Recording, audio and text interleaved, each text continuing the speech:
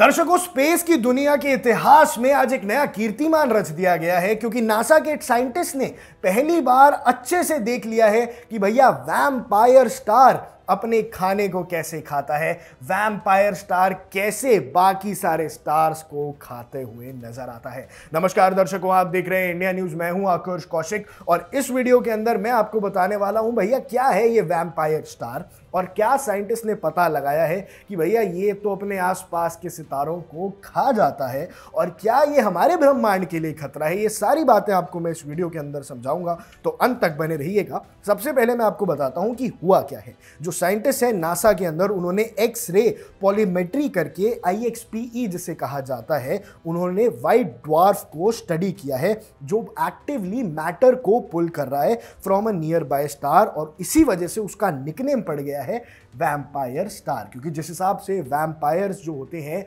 वो खून चूसते हैं, वैसे ही ये जो स्टार है ये भैया आसपास के सितारों से उनका मैटर खींच लेता है। जी हाँ दर्शकों, कुछ इस प्रकार से समझिए कि ये अगर स्टार पृथ्वी के करीब हो तो ये ऐसा हो सकता है कि एक आधा कॉन्टिनेंट अपनी तरफ खींच ले, ये हो सकता है कुछ तरह के पहाड़ों का रीजन अपनी तरफ खींच ले। और क्यों? क्योंकि इसका पुल वैसा होता है। ब्लैक होल नहीं है लेकिन फिर भी इसका पुल ऐसा क्यों होता है ये भी मैं आपको इस वीडियो में समझा रहा हूं। अब ये जो टारगेट सिस्टम है इसे कहा जाता है EX हाइड्रे। ये 200 लाइट ईयर्स दूर है अर्थ से, यानी अर्थ से इतना दूर नहीं है। जी हाँ दर्शकों, 200 लाइट ईयर सुनने में बहुत दूर लगता है, पर जो एस्ट्रॉइड्स की हम कई बार बात करते हैं, जो ब्लैक होल्स की हम कई बार बात करते हैं, वो हमसे कई मिलियन लाइट ईयर्स दूर होता है और ये अर्थ से सिर्फ 200 लाइट ईयर्स दूर है, यानी ये ज़्यादा दूर नहीं है। 200 light years is fairly close, considering कि हम जब एलियंस की बात करते हैं, जो इंटरस्टेलर्स की बात करते हैं, जैसे हाल ही में जो 3i एटलस की बात चल रही है, वो हमसे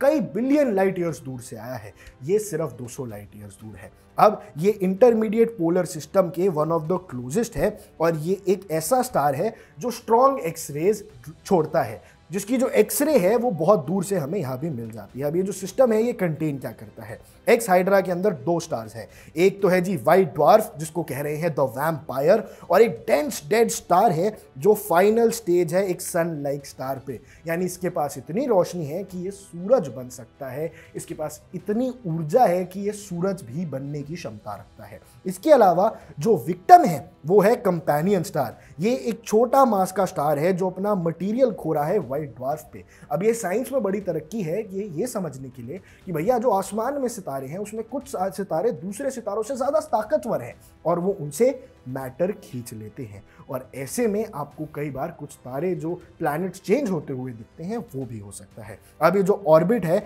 ये बहुत तेज़ है और हर 98 मिनट्स में घूम रहा है, यानी हर 1.5 घंटे के अंदर ये अपना ऑर्बिट बदल के इधर उधर से मैटर खींचने लग जाता है, इसलिए इसका नाम रखा है वैम्पायर स्टार। और ये जो व्हाइट ड्वार्फ है ये अपने कंपेनियन से मैटर पुल करता ही जा रहा है। अब IXPE से पहली बार इसके विजुअल्स आए जो आप अपनी स्क्रीन के ऊपर देख पा रहे हैं, और इसी वजह से स्पेस के लिए ये थोड़ी खतरनाक बात है, लेकिन नासा की साइंस की समझ के लिए, नासा की स्टार्स की समझ के लिए ये बहुत ही इंपॉर्टेंट होने वाला है। अब ये जो एक्स हाइड्रे है ये इतना स्पेशल इसलिए है क्योंकि एक रेयर इंटरमीडिएट पोलर सिस्टम का हिस्सा है और ये ऑप्टिकल UV और स्ट्रॉन्ग एक्सरेज छोड़ता है, जस्ट लाइक सन। जैसे सन UV रेज छोड़ता है, ये सितारा भी कुछ ऐसा ही करता है। अब इसका जो एक्रेसेशन प्रोसेस है वो इनॉर्मस एनर्जी जनरेट कर रहा है, और जब गैस छोटी पड़ जाएगी ड्वार्फ से तो ये जो स्टार्स हैं ये भैया मिलियन ऑफ डिग्रीज तक हीट अप हो जाएंगे और एस्ट्रॉइड्स का खतरा भी बन जाएगा, क्योंकि अगर इस प्रकार का मैटर टूट के सोलर सिस्टम में घूमेगा